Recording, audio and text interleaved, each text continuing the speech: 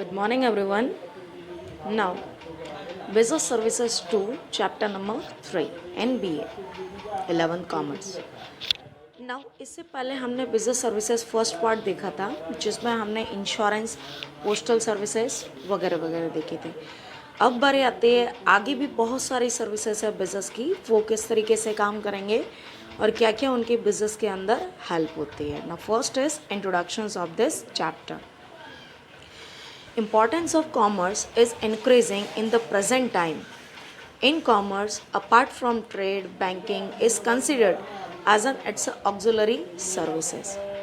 Banking industry is very useful to industries, agriculture and other fields in addition to trade. हम सब जानते हैं कि कॉमर्स के अंदर प्रेजेंट टाइम में बहुत सारी सर्विसेज की इम्पोर्टेंस है. जैसे आपको कुछ नाम दे करके रखा है बैंकिंग. बैंकिंग एक ऐसी सर्विसेज बन गई है आज के टाइम पे कि जिसके बिना कोई काम हमारा नहीं बन सकता. Almost 99% work of trade regarding and related to the banking. Banking के बिना कोई भी काम पॉसिबल होगा नहीं. ये आज के टाइम का काम है. The institute providing services of banking is called a bank.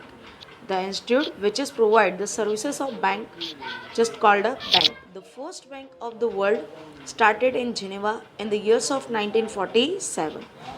World की पहली बैंक 1407 के अंदर आई थी, वो भी जिनेवा में.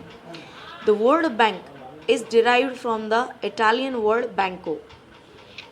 जो बैंक शब्द है, वर्ड है, वो इटालियन वर्ड बैंको पर से आया है. Now, evidence of the activity of the bank are also found in the ancient time. पहले के टाइम पर भी बैंक काम करती थी, इसके हमें बहुत सारे एविडेंस मिले हैं. This word emerged in the Roman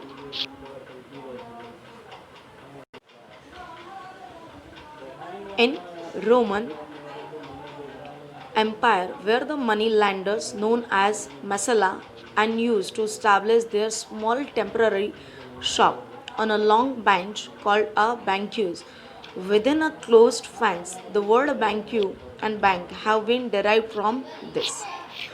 Roman में क्या होता था कि कुछ पीपल्स होते थे जैसे मनी लैंडर्स जो मनी को प्रोवाइड करते थे लोगों को, वो बेंच लगा करके इन फ्रंट ऑफ रिवर या रिवर बैंक के किनारे पर या सी शोर के किनारे पर बेंच लगा करके ये एक दूसरे की मनी, मतलब एक कंट्री की जो करेंसी है वो दूसरी कंट्री की करेंसी के अंदर कन्वर्ट करते थे, एक्सचेंज करने का काम करते थे या लोगों को लोन देने का काम करते थे. एज अ मनी लैंडर वो बेंच पर बैठ करके काम करते थे. सो बेंच पर से इसका नाम पड़ा बैंक. मीनिंग आता है, चलिए देखते हैं. First, according to reserve bank of India, Reserve Bank of India, it is a apex bank of India and central bank is also. Bank is an institute which collect deposit in order to lend them and conditions to return it at the end of the fixed terms or whenever it is demanded. मतलब कि India के अंदर जो reserve bank of India है, RBI है, उसके rules and regulations के हिसाब से सबसे पहले लोगों के पास से डिपॉजिट को एक्सेप्ट करना है. एक्सेप्ट करने के बाद जब वो मांगेंगे देन हमको उनको प्रोवाइड करना है. दैट कंडीशंस के साथ जो डिपॉजिट एक्सेप्ट करते हैं, ऐसी इंस्टीट्यूट को हम बैंक के नाम से जानते हैं. सेकेंड आता है the institute providing a services of banking is called bank. जो इंस्टीट्यूट बैंकिंग की सर्विसेज प्रोवाइड करती है दैट मीन्स बैंक. नेक्स्ट आता है फंक्शंस. फंक्शंस में पहला पॉइंट आपको दिया है to accept deposits and apart from these services bank performs other activity too. Second, to invest और lend money. But in present time, a bank does other functions too. Apart from these, banking services have been developed very well and variety is found in its services too. There is an immense growth in the service offered by the bank and focus is on customer. It is difficult to make a list of all functions of bank. Functions of bank can be divided into two parts: main functions and subsidiary functions. They are given on the next page. देखी जाए तो bank के दो functions देके रखे हैं. First related to deposit which are related to customer. Customer जो deposit करता है उससे रिलेटेड, जैसे कि वो डिपॉजिट करेगा, विड्रॉलिंग करेगा, प्लस इन्वेस्टमेंट भी कर सकता है. दूसरा आता है इसके अलावा के फंक्शंस, सब्सिडरी फंक्शंस. तो आज की तारीख में बात की जाए तो सिर्फ और सिर्फ लोगों के पास से डिपॉजिट को एक्सेप्ट नहीं करता है या लोगों को विड्रॉलिंग के लिए या लैंडिंग के लिए मनी प्रोवाइड नहीं करता है, उसके अलावा भी बहुत सारी वैरायटीज़ की फैसिलिटीज़ बैंक प्रोवाइड करता है. मेन फंक्शन में हमें 4 फंक्शंस देके रखे हैं. To accept and collect deposit, to lend money, to invest money and to do inter banking transactions. जबकि सब्सिडरी फंक्शंस में हमें देकर के रखे हैं total 8. To look after the financial transactions of the customers, to do transactions of foreign exchange, to issue letter of credit. 4. To issue a traveler's check, to provide a draft services, to provide information related to credit of a persons associated with the bank, to provide services as an underwriter, and to provide other related services just like a ATM, demat and safe deposit wallet etc. ये सारे की सारे services current time में bank हमें provide करती है.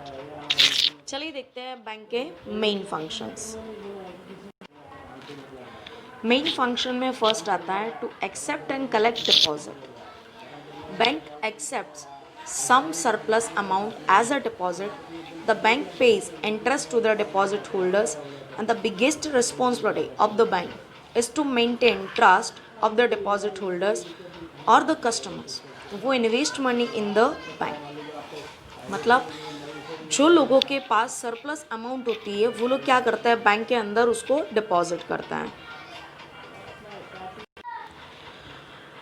Deposit करता है देन बैंक उसके ऊपर इंटरेस्ट भी पे करती है. तो इस तरीके से लोगों के पास जो भी सरप्लस अमाउंट होती है, चाहे वो ज़्यादा हो या कम हो, बट उनके पास सेफ रखने का कोई मोड नहीं होता, कोई प्लेस नहीं होता. That's why they can deposit their money in the bank. And bank have a biggest responsibility related to their money. Now, bank accept various types of deposit as per the different rates of interest. अलग अलग तरीके की deposit जो होती है वो अलग अलग इंटरेस्ट रेट्स के साथ डिपॉजिट्स एक्सेप्ट करती है bank. Bank mainly accept 4 types of deposit. First saving accounts, second current accounts, third recurring accounts and fourth is fix terms accounts. ये चारों हम जो मेन फंक्शंस है वो कंप्लीट होने के बाद सीखेंगे. नेक्स्ट आता है to lend money.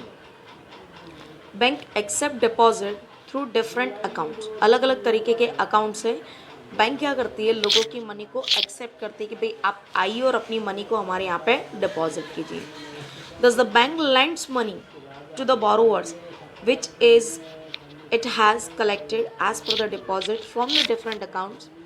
Bank accepts deposit and provides interest to the deposit holders. सबसे पहले उनके पास से वो डिपॉजिट को एक्सेप्ट करते हैं, लेकिन जब ज़रूरत पड़ती है तो उनको वो रिटर्न मनी प्रोवाइड भी करता है. The bank lends money to the needy peoples at a higher rate of interest. Rate of interest ज़्यादा लेगी और आपको ज़रूरत पड़ने पर वो मनी आपको पे करेगी. Then it pays to deposit holders and the bank gain profit from the difference in the rate of interest and the bank lends money as per the given will. Bank क्या करती है, दो चीज़ों के बीच में difference रखती है. Suppose आपके पास से मनी एक्सेप्ट की तो वहाँ पर इंटरेस्ट रेट बैंक को पे करना पड़ेगा. तो जो बैंक पे करेगी it is too less. But जब आप लोन लेते हैं तो वहाँ पर बैंक आपके पास से इंटरेस्ट रेट कैसा रहती है, हाई. सपोज मान लो कि आपने डिपॉजिट किया तो आपको 4% का इंटरेस्ट दिया और आपने लोन लिया तो आपको 10% का पेमेंट करना पड़ रहा है. तो सोच लीजिए मिला कितना आपको 4% और आपने पे कितना किया 10%. What's the difference between 6%. तो ये जो 6% का डिफरेंस आ रहा है, this is the income and the profit of the bank. इस तरीके से बैंक क्या करती है, अपना प्रॉफिट करती है, अपनी अर्निंग करती है, क्योंकि बैंक किसी भी तरीके की कोई भी चीज़ का मैन्युफैक्चरिंग करती नहीं है. चलिए आगे देखते हैं. फर्स्ट पॉइंट आता है हमारा इसके अंदर थ्रू अ लोन. लोन के ज़रिए लैंडिंग करती है मनी या लोगों को विड्रॉल करने का चांस देती है. The bank provides a loan for either a long term or a short term. In some kinds of loan, hypothecation is necessary, while in some kinds of loan, hypothecation is not necessary. Hypothecations का मतलब होता है बहुत तेजी से जो rate में changes आते हैं वो. Such loan are provided to either businessmen or an individuals or an industrialist, against which the bank demand for the guarantee. In the present time, home loan, car loan, education loan, cash credit, machinery loan, gold loan, personal loan etc are available. ये सारे के सारे loan के ज़रिए आप अलग अलग purpose के लिए बैंक के पास से मनी ले सकते हैं.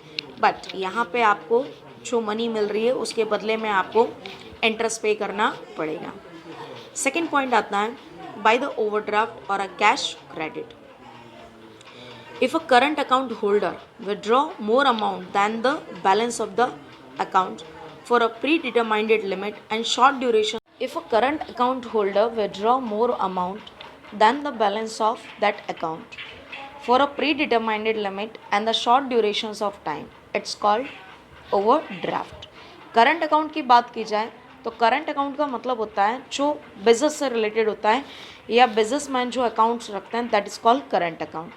करंट अकाउंट होल्डर्स को बहुत कम टाइम पीरियड के लिए मनी की ज़रूरत पड़ती है, तो वहाँ पे वो अपने बैलेंस से ज़्यादा मनी निकाल सकते हैं. तो यहाँ पे ओवर लिमिट निकालने का जो आपको एक तरीके से फैसिलिटीज दिया गया, that is called overdraft. The durations of overdraft is short, but when the duration is predetermined then it is known as cash credit. अगर आप बिना बताए निकालते हैं दैट इज़ कॉल्ड ओवरड्राफ्ट. उसमें आपको कुछ लिमिटेशन के साथ मिलेगा. लेकिन अगर आपने पहले से बताया हुआ है कि मुझे इस अकाउंट्स पर या इस तरीके के डिपॉजिट के ऊपर ज़्यादा से ज़्यादा मनी चाहिए, तो वहाँ पर आपको आपकी क्रेडिट के हिसाब से मनी प्रोवाइड की जाएगी. Thank you.